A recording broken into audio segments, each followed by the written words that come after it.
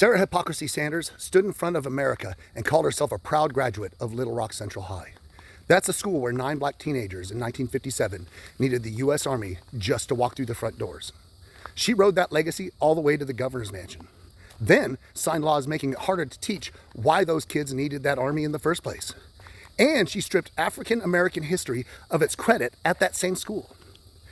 1,000 of Little Rock Central's students walked out. They called it what it was: exploitation.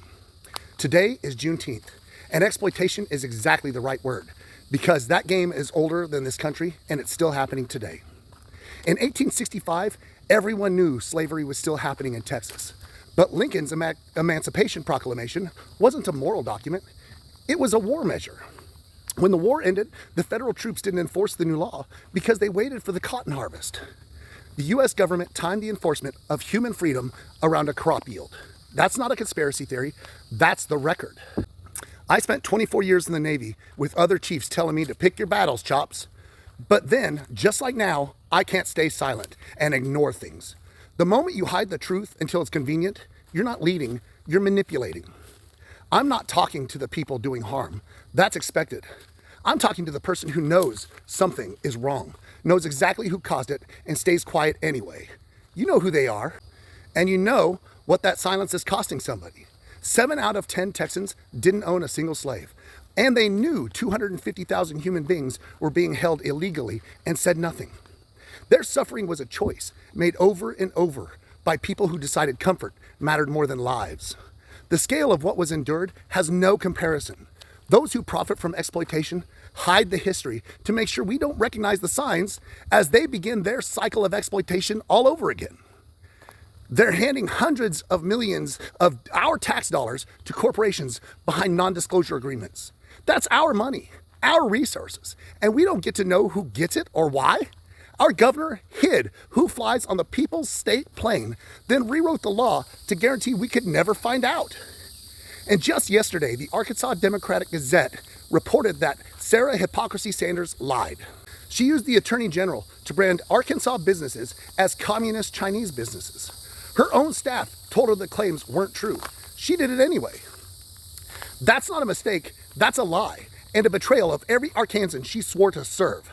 And especially those who have to serve under a liar with no scruples. They don't even bother to hide it anymore.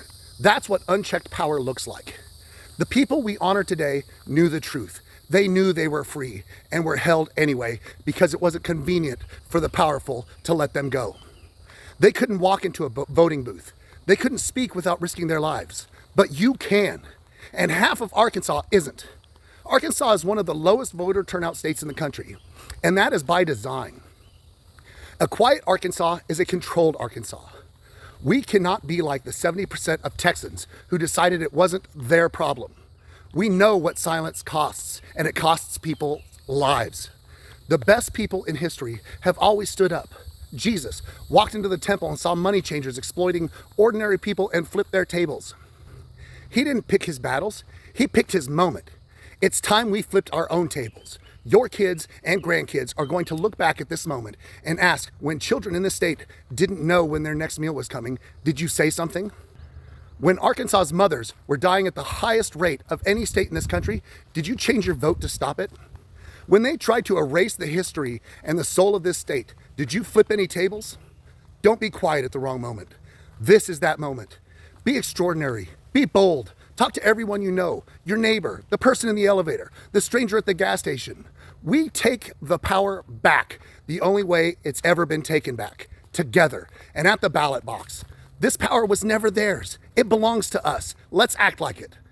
I'm Ryan Chospy, Chief Chops, and I'm running for House District 24 because when my grandkids ask what I did during this moment, I'm going to tell them that I didn't flinch. I stood up for the people. Driven by results, bound by honor.